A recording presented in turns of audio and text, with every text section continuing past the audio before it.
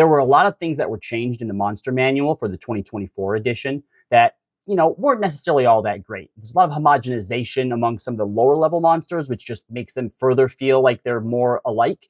But there were some changes to certain monsters that were really, really cool. For example, let's take a look at the Aboleth. Firstly, look how cool they look now. Often sort of described as being more alien in nature. Well, the old Aboleth looked cool. It still kind of just looked like a weird, freaky squid thing with teeth.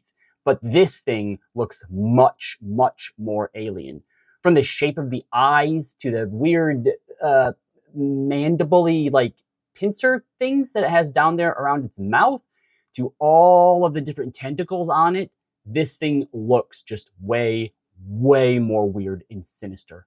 It also got a lot more abilities that makes it feel more in line with the sort of ancient being that it's supposed to be. One of which is called Eldritch Restoration. And basically when it dies, it revives itself with a new body somewhere in another location, which helps to sort of give it this air of like an undying, always existing thing. And though I don't know if it says it in the lore for the 2024 version, one of the things that it mentions, since they have a near perfect memory, is that they really hold grudges, and this would be a really great and scary returning enemy. They also combined a disease that it used to have a chance to give you when it hit you with a tentacle with its mucus cloud, which prior to this, if you failed a saving throw against mucus cloud, you could only breathe underwater unless you were cured.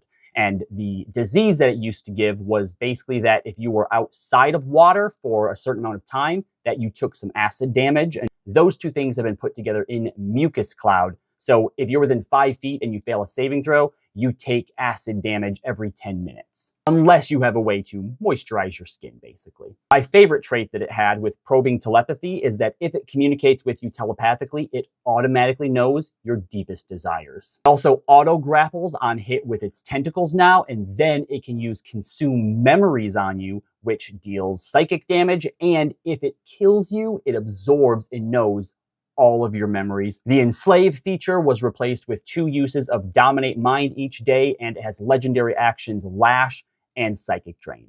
Overall, definitely a big improvement from what was in the 2014 manual, but there's way, way, way less lore on it. And I feel like something as cool as an Aboleth could be used in so many more ways than just a fight, and it would be really great if the Monster Manual gave us more information on how to utilize these types of enemies in a longer campaign or arc. Then let me know what your favorite monster in the Monster Manual is, and I'll take a look at it and tell you what I think.